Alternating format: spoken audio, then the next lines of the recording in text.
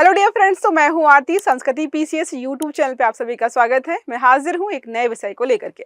आज हम बात करने वाले कि मध्य प्रदेश सरकार ने, यहाँ पर सरकार तो नहीं कह सकते, वहाँ के कुछ ग्रुप हैं जिन्होंने घोषणा की है कि लगभग 40 मंदिर ऐसे हैं जहाँ पर कोई भी प्रवेश करता है तो उनके लिए स्पेशल ड्रेस कोड होगा।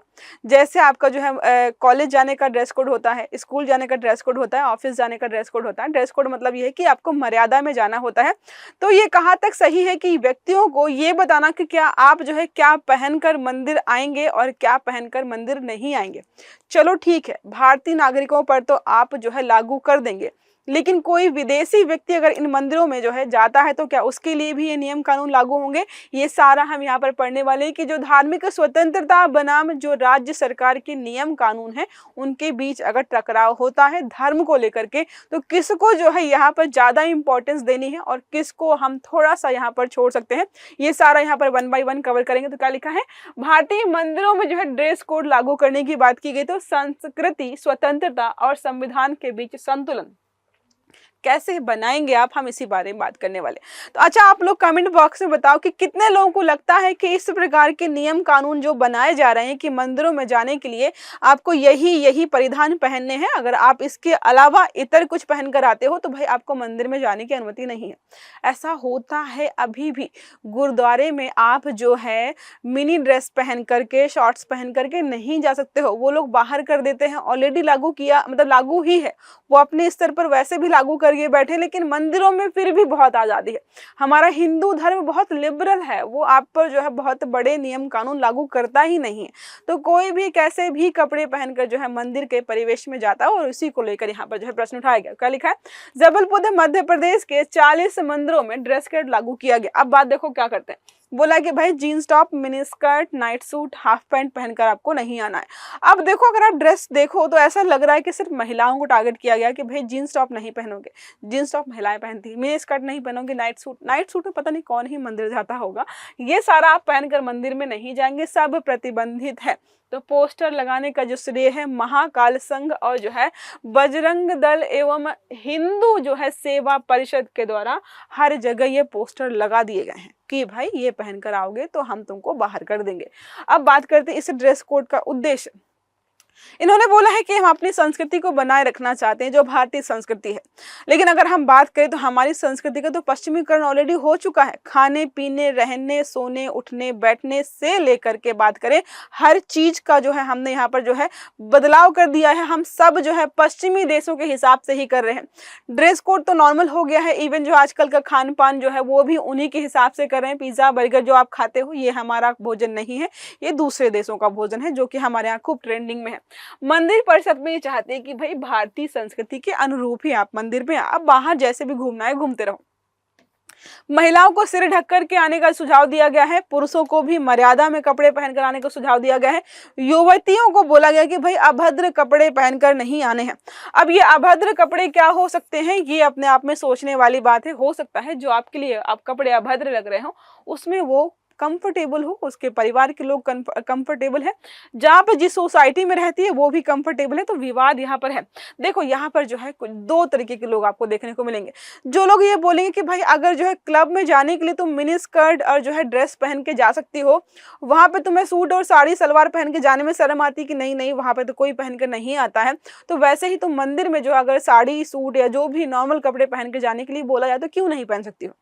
पहला ये है जो कि इस प्रकार के तर्क देंगे आपको। दूसरा ये हो जाता है कि आप क्या मतलब क्या किसी भी संस्था को ये बताने का अधिकार है कि जो है आपको क्या पहनना है या क्या नहीं पहनना है, क्योंकि जो है हमारे संविधान में आर्टिकल्स बहुत सारे हैं जो कि हमें जो है व्यक्ति की स्वतंत्रता की आज़ादी देती है। इवन कपड़े कैसे पहनना है वो सब हमें आज़ादी दी गई है। तो ये सारे जो है इनके टकराव के बिंदु हो जाते हैं। दो तरीके की विचारधारा है जो कि आपको मैंने बता दी। अब प्रस्तावित जो है विस्तार हमने देखा कि इन्होंने बोला है कि अभी तो हम सिर्फ मध्य प्रदेश में लागू कर रहे हैं, लेकिन हम चाहते हैं कि पूरे भारत में हर मंदिर परिसर के लिए यही नियम कानून लागू किए जाए, मतलब पूरे जो है भारत में लागू कराने की बात की। अब बात करते हैं संवैधानिक परिप्रेक्ष्य की, कौन से आर्टिकल्स हैं जो हमें कोई भी प्रकार के कपड़े पहनने की आज़ादी देते हैं। तो आर्टिकल 19(1)(a) जिसको हम बोलते हैं अभिव्यक्ति की आज़ादी। अगर आपके मन में ये आता है कि अभिव्यक्ति की आज़ादी का मतलब सिर्फ बोलना होता है, तो अभिव्यक्ति सिर्फ बोलने से नहीं, आपके हाव भाव से, आपके ड्रेस कोड से भी व्यक्त होती है। तो सब कुछ यहाँ पर इंक्लूड होता है। तो व्यक्ति को वस्त्र पहनने की जो स्वतंत्रता है इसी अनुच्छेद के तहत आती है कि किसको क्या पहनना है, आप ये मना नहीं कर सकते हैं। लेकिन यहाँ पर यह भी बात है कि जो स्वतंत्रता है उस पर हम उचित प्रकार के प्रतिबंध लगा सकते हैं, आर्टिकल 19(2). अब जैसे अभी विवाद कहाँ हो सकता है, हमने बोला यहाँ पर जो है कि भाई हमको जो है आर्टिकल 19(1)(a) के तहत जो है जो भी हम पहनना चाहे उसकी आज़ादी है। तो कल को कोई स्कूल में बच्चा जो है क्या बोलेगा, मैं तो जो है मतलब फैशनेबल कपड़े पहन के आऊँगा क्योंकि संवैधानिक प्रावधान है, हमें अधिकार दिया गया, लेकिन स्कूल का ड्रेस कोड होता है। तो वैसे जो स्कूल का ड्रेस कोड होता है, कॉलेज का ड्रेस कोड होता है, ऑफिस का ड्रेस कोड होता है, तो वैसे यहाँ पर भी ड्रेस कोड अप्लाई हो सकता है, बहुत बड़ी समस्या नहीं है। आर्टिकल 21 के बारे में बात करते हैं तो जीवन और व्यक्तिगत स्वतंत्रता का अधिकार है। यहाँ पर व्यक्ति को गरिमा में पूर्ण जीवन जीने का अधिकार है, जैसे भी वो जीना चाहे। अब जो है अगर व्यक्ति जो है नॉर्मल कपड़े पहनकर मतलब सूट सलवार में नहीं जाना चाहता है, वो अपने फैशनेबल कपड़े पहनकर मंदिर जाना चाहता है, तो वो बोलेगा कि भाई मुझे मेरे हिसाब से जीवन जीने का अधिकार है, आप कैसे जो है प्रतिबंध लगा रहे हो। आर्टिकल 25 जो है धर्म की स्वतंत्रता का अधिकार, तो सभी धर्मों का पालन और प्रचार करने का अधिकार तो यहाँ पर दिया गया है, लेकिन सार्वजनिक व्यवस्था और नैतिकता और स्वास्थ्य के अधीन यहाँ पर रखी गई है। कि जैसे होता ना कि काला जादू कर दिया, बलि प्रथा वगैरह देना शुरू कर दिया, तो वो सारा यहाँ पर आ जाता है। ये यहाँ पर आ जाएगा कि ऐसा कोई कर्मकांड नहीं करना है धर्म के आधार पर कि लोगों के अधिकारों का हनन हो रहा है, लोगों की बलि चढ़ा रहे हो, ये सारा जो है यहाँ पर बैन किया गया है। ठीक है, अब बात करते हैं यहाँ पर जो है धार्मिक स्वतंत्रता बनाम सांस्कृतिक नैतिकता। तो अब प्रश्न यह उठता है कि क्या मात्र कपड़े पहना देने से हम अपनी संस्कृति को बचा पाएंगे, कि हम अपनी संस्कृति को जो है मंदिरों तक ही बचाना चाहते हैं। क्या लिखा है, क्या धार्मिक स्थलों पर सामाजिक जो है मर्यादाओं को लागू करना उचित है, क्या इससे व्यक्तिगत स्वतंत्रता पर अतिक्रमण होता है कि नहीं, ये सारे प्रश्न हमारे मन में आ सकते हैं।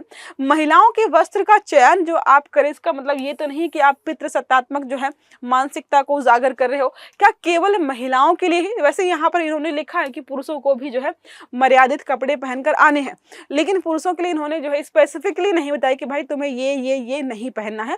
इन्होंने खासकर महिलाओं के लिए बोला कि तुम्हें ये नहीं पहनकर आना है, अदरवाइज तुम प्रतिबंधित हो। तो बहुत सारे प्रश्न यहाँ पर आ जाते हैं। अब बात करते हैं भारतीय संस्कृति की परिभाषा किसके पास है।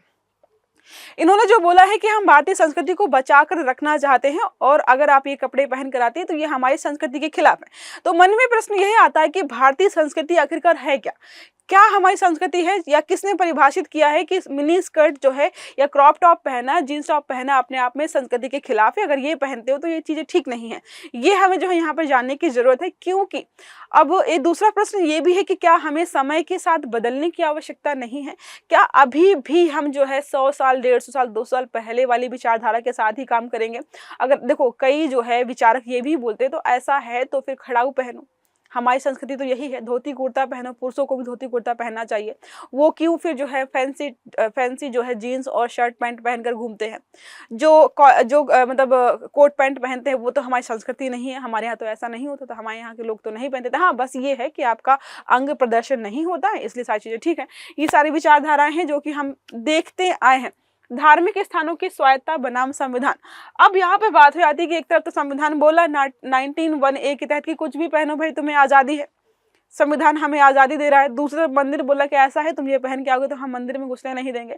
तो धार्मिक और जो है यहाँ पर संवैधानिक विवाद होता दिखाई दे रहा है। अब बात करते हैं, कुछ उदाहरण हमारे पास हैं। तो सबरीमाला मंदिर केस 2018 का आपने पढ़ा होगा, महिलाओं को जो है यहाँ पर प्रवेश नहीं था, बाद में सुप्रीम कोर्ट ने जो है अनुमति दे दी। कर्नाटक हिजाब विवाद 2022 का कि विद्यालयों को ड्रेस कोड था कि भाई हिजाब पहन कर आना है। मान लो कोई महिला जो है, कोई लड़की जो है वो हिंदू धर्म की है, तो क्या उसको भी हिजाब पहनकर जाना होगा। और पढ़ाई जैसी जगह पर जो है कोई धार्मिक के प्रकार का कोई जो है ड्रेस कोड लागू करना अपने आप में जो है गलत बताया गया और इसको जो है बैन कर दिया गया। सुप्रीम कोर्ट इन जो है Bijoe Emmanuel versus state of Kerala का जो मामला है 1986 का, यहाँ पर भी बोला कि किसी व्यक्ति को जो है धार्मिक आचरण में हस्तक्षेप तभी हो सकता है जब वह सार्वजनिक व्यवस्था, नैतिकता या स्वास्थ्य के विरुद्ध हो। पता चले कि जो है चौराहे पे बैठकर हवन करने लग जाए कोई, या कोई जब कई बार आपने देखा हो कि पब्लिक प्लेसेस पर, ऐसी जगहों पर जो है कोई नमाज पढ़ रहा है, कोई पूजा करने लग जाए, कई मंदिर मस्जिद जो है अगर सड़कों पर होते हैं वो हटा देते हैं कि भाई सार्वजनिक व्यवस्था खंडित हो रही है। दूसरा हम बात करते हैं एसआर बोमई वर्सेस जो है यूनियन ऑफ इंडिया 1994 का मामला है। यहाँ पर बोला गया था कि भारत एक धर्मनिरपेक्ष राज्य है और राज्यों को जो है किसी धर्म विशेष का पक्ष लेने की आवश्यकता नहीं है, नहीं करना चाहिए। ये अपने आप में जो है गलत होता है। राज्यों को किसी धर्म विशेष का पक्ष नहीं लेना है। स्थानीय बनाम जो है सार्वजनिक दृष्टिकोण के बारे में बात करते हैं। धार्मिक स्थान जो है या स्थल है, स्थानीय परंपराओं के अनुरूप आप नियम बना सकते हो कि भाई यहाँ पर ऐसा ऐसा होता है, परंतु सार्वजनिक अधिकारों का आप उल्लंघन नहीं करेंगे। संस्कृति बनाम आधुनिकता के बारे में बात करते हैं कि हम मॉडर्न होते जा रहे हैं, तो क्या हमें अपनी संस्कृति को मॉडर्न होने की करने की आवश्यकता है? आपके मन में आ रहा होगा कि मॉडर्न होने के लिए कपड़ों को बदलना क्या जरूरी है? तो बिल्कुल भी जरूरी नहीं है, लेकिन आजकल हम देख रहे हैं ना कि कैसे किस प्रकार के लोग यहाँ पर रह रहे हैं।